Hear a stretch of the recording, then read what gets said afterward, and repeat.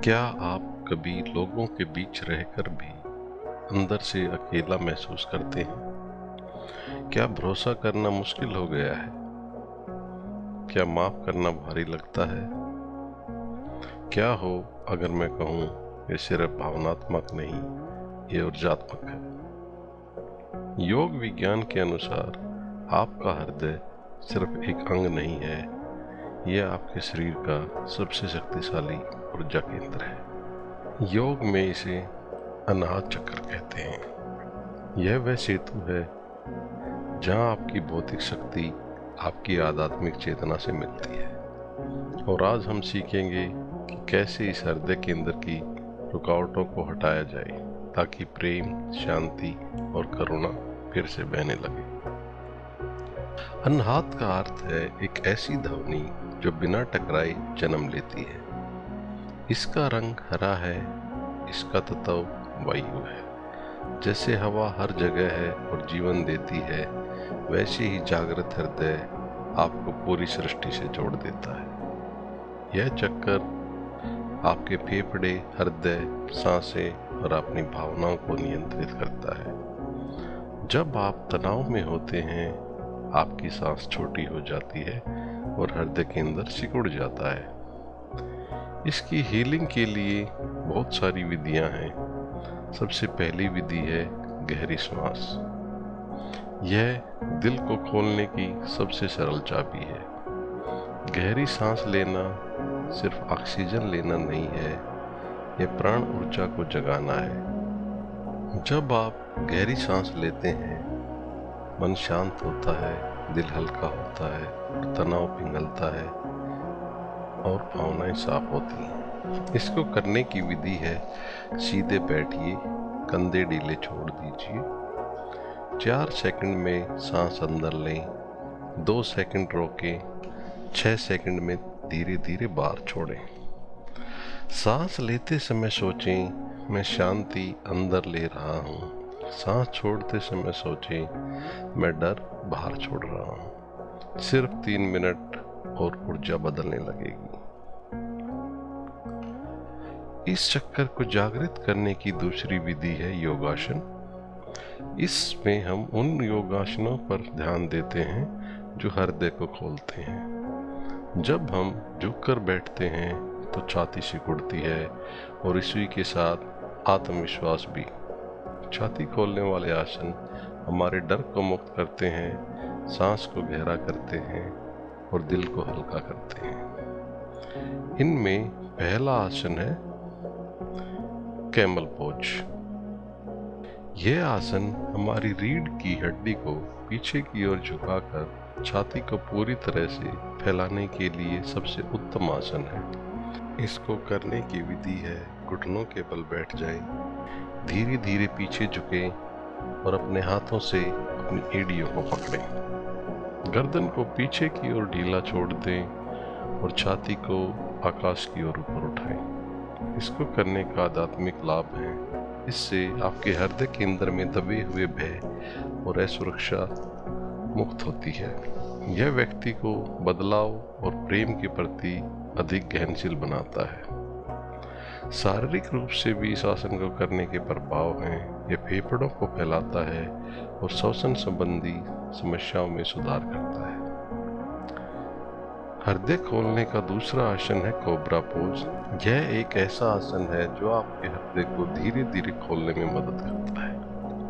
इसको करने की विधि है पेट के बल लेट जाएं और अपनी हथेलियों को कंधे के नीचे रखें। सांस भरते हुए शरीर के अगले हिस्से को उठाएं, लेकिन ध्यान रहे कि दबाव पीठ के निचले हिस्से पर नहीं बल्कि छाती के विस्तार पर हो। इसको करने के आध्यात्मिक लाभ है कि आपकी इमोशनल ब्लॉकेजेस दूर होती हैं और इसको करने से आपके कंधों की जकड़न दूर होती है और हृदय की मांसपेशियां सक्रिय होती हैं। तीसरा आसन है फिश पोज।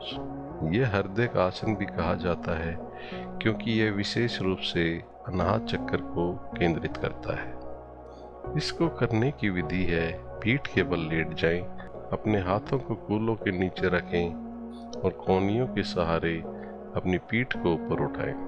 सिर के ऊपरी हिस्से को जमीन पर स्पर्श करें ताकि छाती एक आर्क की तरह ऊपर की ओर खींचे।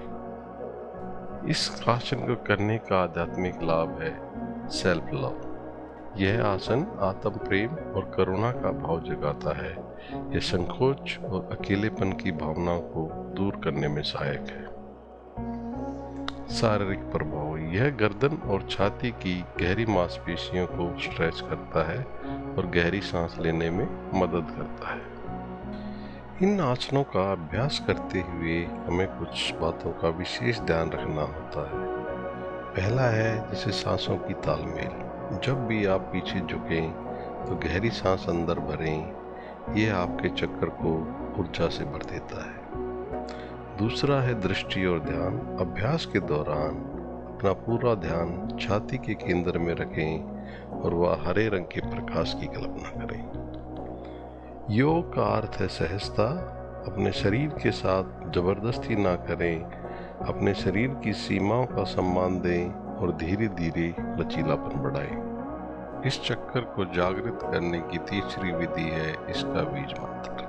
हर चक्कर के बीज मंत्र की एक फ्रीक्वेंसी होती है और उसके पीछे एक साइंस होता है। जैसे अनाहत चक्कर का तत्व वायु है। जब हम यम का उच्चारण करते हैं तो इससे उत्पन्न होने वाली विशिष्ट फ्रीक्वेंसी तरंगे वायु तत्व को झकझोर देती हैं, जिससे हृदय क्षेत्र की स्टैग्नेंसी समाप्त होती है। इस मंत्र के उच्चारण से हमारे हृदय और फेफड़ों पर भी प्रभाव पड़ता है। ये हमारे स्नायु तंत्र को उत्तेजित करता है और वहाँ रक्त संचार और ऊर्जा का प्रभाव बढ़ता है। इस मंत्र का लाभ उठाने के लिए इसे सही विधि से करना बहुत अनिवार्य है। इसको करने के लिए सुख आसन में बैठें और ज्ञान मुद्रा या हृदय मुद्रा धारण करें। अपनी रीढ़ की हड्डी को बिल्कुल सीधा रखें।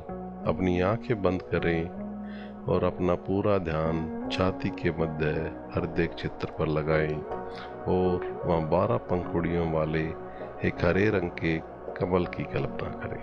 इसका उच्चारण करते हुए नाक से एक लंबी और गहरी सांस लें और सांस छोड़ते हुए यम का उच्चारण करें। यह सब छोटा रखें और अंत में आने वाले मैं को लंबा खींचें, जैसे किसी मधुमक्खी की गुंजन होती है। महसूस करें कि यम की फ्रीक्वेंसी आपके फेफड़ों और हृदय के भीतर के खाली स्थान को ऊर्जा से भर रही है। यम मंत्र का उच्चारण करने के बहुत सारे लाभ हैं। यदि आप अधिक संकोची हैं या दूसरों के प्रति कड़वाहट महसूस करते हैं तो यह मंत्र आपके भीतर करुणा और प्रेम का विस्तार करता है। यह मंत्र अनाहत को सक्रिय करके एंग्जायटी और बेचैनी को कम करने में मदद करता है। इस ध्वनि का नियमित अभ्यास करने से व्यक्ति को पुरानी बातों को लेटिंग गो करने में सक्षम बनाता है। कम से कम प्रतिदिन 21 से 8 बार जरूर करें और इसे करने का अच्छा समय शुभ मुहूर्त या शाम का समय है जब वातावरण शांत हो। इस चक्कर को जागृत करने की चौथी विधि है द पावर ऑफ ग्रेटिट्यूड। अनंत चक्कर को संतुलित करने की यह सबसे प्रभावशाली मनोवैज्ञानिक विधि है।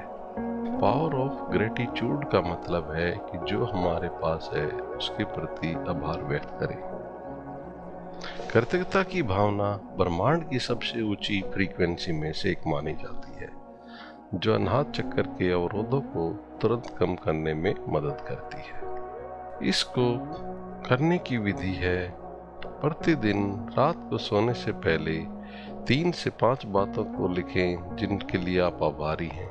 यह आपकी सेहत, कोई अच्छा मित्र या केवल एक शुद्ध सुबह हो सकती है। दिन भर में होने वाली छोटी छोटी अच्छी घटनाओं को नोटिस करें और मन ही मन धन्यवाद कहें। ध्यान की मुद्रा में बैठकर अपने दाहिने हाथ अपने हृदय के केंद्र पर रखें। उन पलों को याद करें जब आपने सबसे अधिक प्रेम और सुरक्षा महसूस की थी। उस एहसास को अपने पूरे शरीर में फैलते हुए देखें। कृतज्ञता के साथ अपने मन में दोहराएं, मैं उन सभी आशीर्वादों के लिए आभारी हूँ जो मुझे मिले हैं। मेरा हृदय हर जीव के प्रति प्रेम और सम्मान से भरा है। याद रखें, प्रेम बाहर से नहीं आता, वह भीतर से प्रकट होता है। ओम शांति।